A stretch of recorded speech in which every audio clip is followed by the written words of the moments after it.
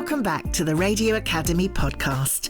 I'm your host, Georgy Jamieson, and this week our guest is comedian, impressionist and broadcaster Matt Forde.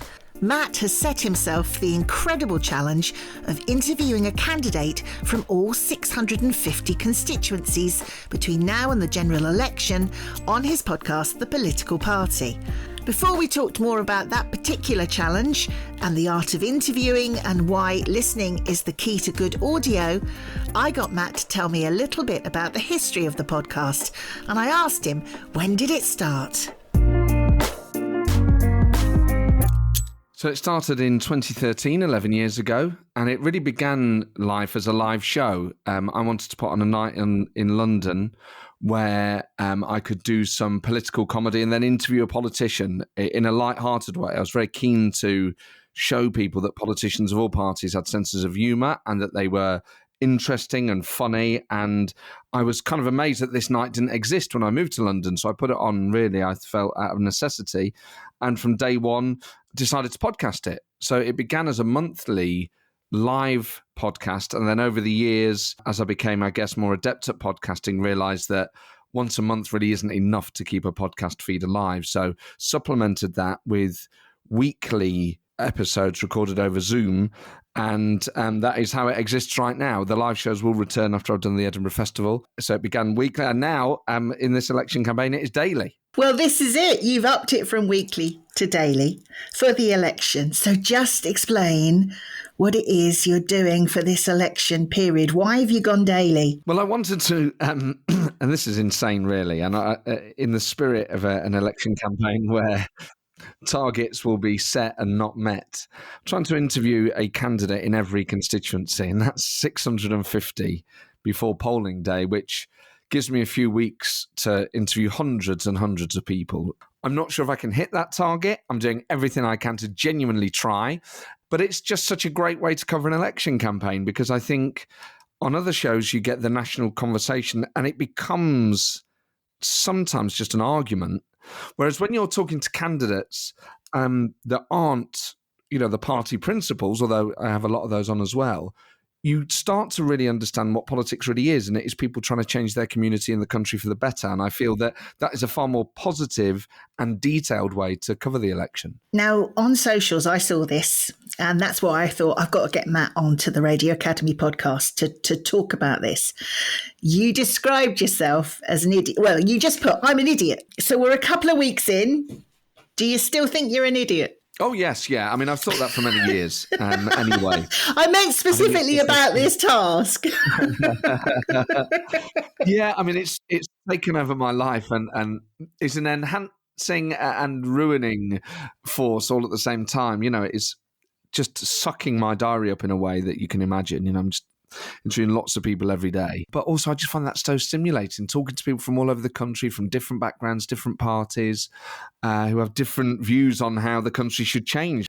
This is what I love about politics. I love people who are trying to change things for the better, and they are to be found in all of our major parties. So that is, I think, a fair way to cover it all. How did the idea come to you? I mean, it was a snap general election, so it must have been a snap decision to do this, or was it something that's been bubbling around for a while? I'd thought maybe a while ago about, in the lifetime of a parliament, trying to interview every single MP.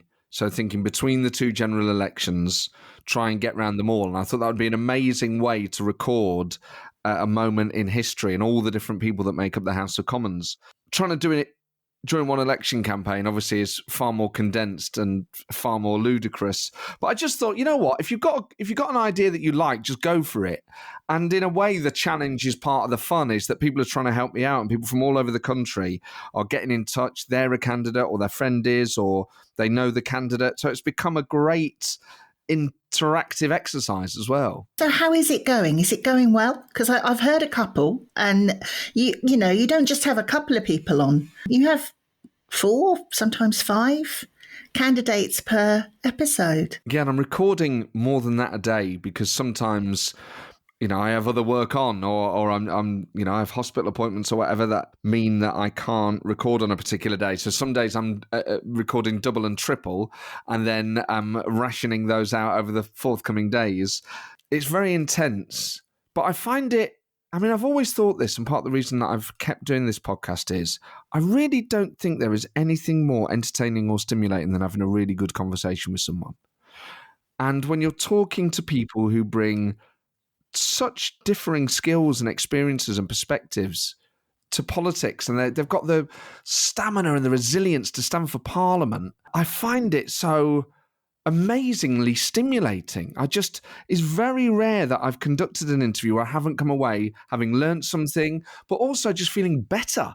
You know, sometimes I'm starting early in the morning, I'm a bit knackered or whatever, and I think, and I'm brewing a big pot of coffee to try and get myself through it. And within a minute, I'm immediately awake. You know, it's like going to an amazing university where all these different politicians are coming to talk to you. So I feel very privileged that so many of them have always come on the show, and that so many of them are giving me their time during, of course, a very busy and crowded election campaign. Your love of politics comes through on the podcast. I mean, you actually say it several times. I've heard you say, I love politics. And it's just bouncing out the speakers. You just adore it, don't you? I do, and I adore it because, you know, I have my own political views, and I obviously, like everyone voting in this election, hope that whichever party I vote for will deliver the things that I care about. But I do also know that people in parties that I don't vote for also do a lot of good. And they've had different lives to me, and they've reached different conclusions to me. And fundamentally, politics is about people, and it's people that I find so fascinating. And I just think there's something about audio mediums. You know, I always think this specifically about radio and podcasting, that they are really intimate mediums, and the connection you have isn't just with the person you're interviewing, but with the other person who's listening. There are three of you in that relationship at that point. There's me, my guest, and there's the person listening. And I think, you know, you want to ask the things that the person listening would want. And as a lover of radio and podcasts myself, I know I love those ones where you just get completely drawn in, or an interview goes in a completely different direction. You think, what? You almost like stop chopping whatever you're making for your dinner. You're like, you can't believe what's just happened. And the thought that I could deliver that joy to people is a wonderful feeling. That happened the other day. Well, certainly it did to me as a listener, and I think it did to you as the podcast host. And it was the episode on Monday, the 10th of June that went out, where you were talking to Sarah Cooper Lasad. That was extraordinary. I mean, you even said at one point, hang on, I didn't expect this to go. The stuff that she was saying about how she was fostered and brought up in care, and it was not what I was expecting from a political podcast. It was, you could really tell that you were learning something about this person, and as the listener I was as well. Those moments are special, aren't they, Matt? Oh my God. I mean, I felt that so keenly. And lots of people have already been in touch about that episode because, and I think I say this to her, you know, you could look at her on paper and say, Cambridge grad, young conservative, we'd all make a particular conclusion. And even myself is very open-minded about people in different parties. I didn't see that coming. And I think as an interviewer, you have to sometimes, you know, you get involved in political interviews, you should do your research and know your stuff, but you can't know everything, and you shouldn't pretend that you knew everything. And I think when someone tells you something like that, it's all right to stop the interview that you were going to do and continue the conversation down that route, because that's so fascinating. And I guess it brings me back to the point is that for me, politics is about people. And when you're talking to an individual who's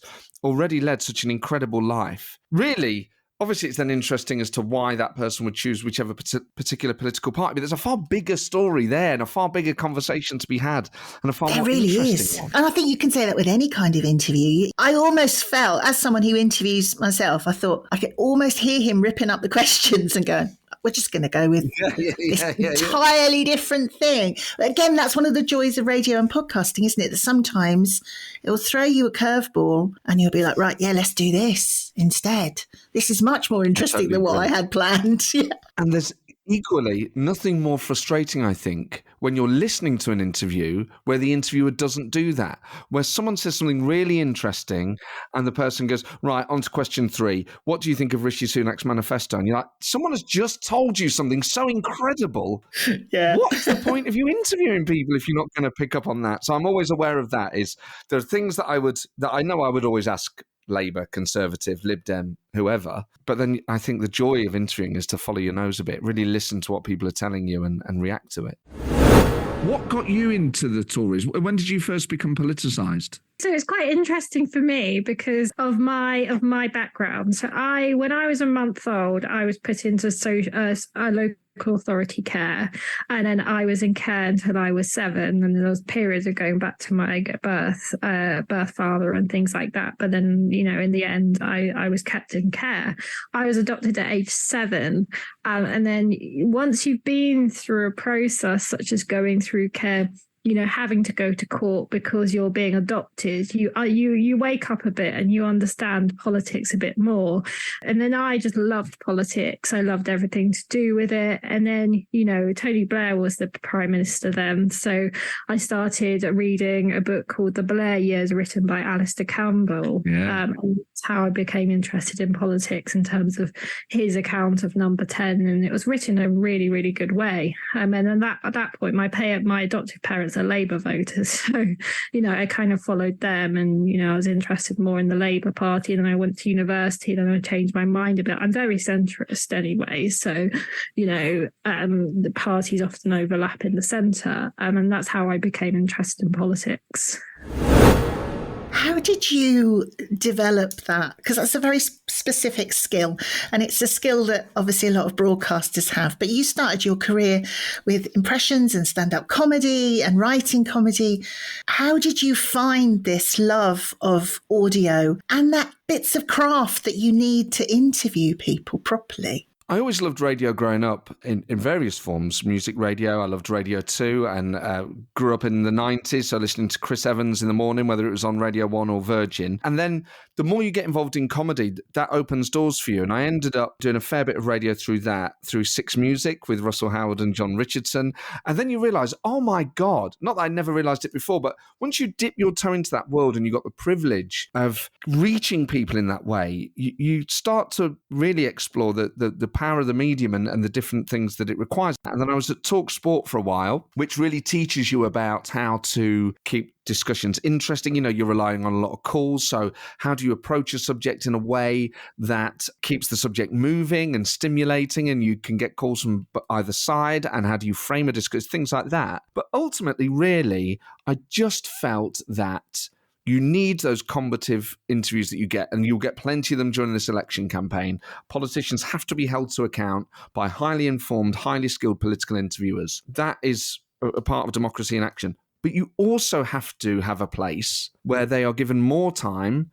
And this is really important because I think sometimes people say, oh, well, they're all the same. And you're like, well, if you give them all 45 seconds to answer a question and you jump straight down their throat, you're forcing them all to be the same. They can't get a word out. Give them the space to explain why they're not and what they're like as a person and what they've done with their life and just the other things about them that have led them here. I think it's really important to do that in a democracy. So I think the main thing is, in an interview, the interviewer is not important. You are there to facilitate your guest giving the best interview they can give. So I basically shut up a lot of the time and just let them speak. And I'm interested in what they say. And I find them fascinating. And I think that's basically it. You didn't have long to prepare for this, you and your producer. Rishi stood there in the pouring rain. You must have made that decision, right? We're gonna go daily. How do you put a strategy like that together for something like this in terms of production, as well as just getting the interviews in, but getting that podcast out daily? Daisy, who produces it, obviously has far more work on her hands now that I don't think she's thanking me for.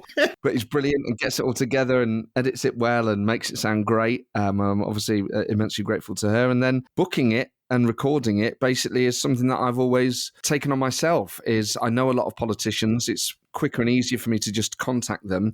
And then what's been great about the series is because I've plugged away at basically the start and end of every episode saying, get in touch. politicalpartypodcast@gmail.com if you're a candidate or you know someone who is, then tons of people have been getting in touch with me, and in a way I'm still having to do the admin of booking them in and booking them around the other things that I'm doing. And it's a bit of a task, but I enjoy it. And then I think I'm more aware of who I've got on, and I've got a clearer view of it all. How difficult is it are you finding it to achieve a political and a gender balance? I know that I think I saw that on social media, or you mentioned it on one of the podcasts, and I thought, oh yeah, it's not just about getting a candidate from every constituency. You've got to apply those sort of checks and balances as well. Yes, and that's important because the whole idea is to showcase really all the different people that are standing in this election. So it can't be a load of white guys. You want it to be mixed. I think the fact that politics has changed a lot actually is just by default means that I've had a lot of women as well as a lot of men getting in touch. In fact, in the last few days, I've interviewed far many more women than I have men, and that is just the way that they are just the people who've been getting in touch in the last 2 or 3 days. So I think there are far more female candidates now, although I didn't try and do this last election, so I don't know whether that's true or not, but certainly had I been trying to do this 30 years ago, I think it would have been very different. And of course, you want to get working class voices. You want candidates from all different communities, black, brown, different European background. You know, you want to cover it in the most diverse way that you possibly can. I feel that I am so far being pretty representative, I hope. How do you try and stand out in a sea, or what seems to me a sea of political podcasts, and possibly more to come? I did see a tweet from someone that said that all these former MPs that have stood down, and there was just a note that said, please don't all start a podcast, which made me laugh a lot. That's really funny. Yeah. Well, I think mine has always stood out. I think it's fundamentally different. I think the others are usually 2 or 3 people talking amongst themselves, and they have a co-host dynamic, whereas I'm the only host of this. And this has always existed as an interview format. It's not one for giving hot takes. You know, this is, opinion-led in the same way. This exists really in its own lane of building up a library of the people who've represented us in Parliament, who've led the country, who've served at cabinet level, who stood for an election. This is really a form of audio history of the individuals that have played a role in British politics in the last God knows how many years. I mean, I've had Neil Kinnock on the show, Michael Heseltine, people's careers who span far back beyond my birth. Really, it has a different emphasis. It has a different point to it. So it will always be distinct from the others. And of course, they're all distinct from each other. They all have their own different emphases as well. You said right at the beginning that once the Edinburgh Festival's over, and obviously the election will be over by then, you'll be back doing the podcast as a live show. Podcasts as live shows are a huge phenomenon now. They are, I wouldn't say necessarily essential, but the really successful podcasts tend to have a live show element. I would imagine that your background in comedy and in impressions and stand-up comedy, and that must really help you suit that format and that live element. Definitely. And it began as a live show. Really it was, I went the other way around, is that I was thinking of a live show when I came up with it, and I decided to podcast it as well. So it's always existed as both. It was baked in from day one, really. It totally suits me. And I just love the nights. Obviously, as a performer, there's nothing better than a great live audience, doing stand-up about the month in politics, and then getting to interview. I think of the people that have come on the show, particularly at the live evenings, and some of the amazing nights we've had in different ways. Tony Blair, Angela Rayner, Michael Heseltine, Tessa Jowell, Neil Kinnock. For an audience to be in the room with those people and to experience them in that way, I think is something totally unique. And again, for it to be an interview that's not all serious, that teases them a little bit, that takes the mick, that is a bit, on the edge at times, is just such an amazing privilege. And I always sit there during the interview bit thinking, I've just got the best seat in the house. I'm sat opposite these history makers, and I'm the one getting to ask the questions. I have to remind myself sometimes. I just think, oh my God, I can't believe. I think of myself sat at school first getting into politics. I can't believe I'm sat here. It's just an amazing treat. Has anyone ever taken offence at your impression of them? I think it's more that it occasionally slightly freaks them out. So I remember when Tony Blair was on the show and, talking to him about it. And, just the observation, frankly, Georgie, that, his throat has become more dry.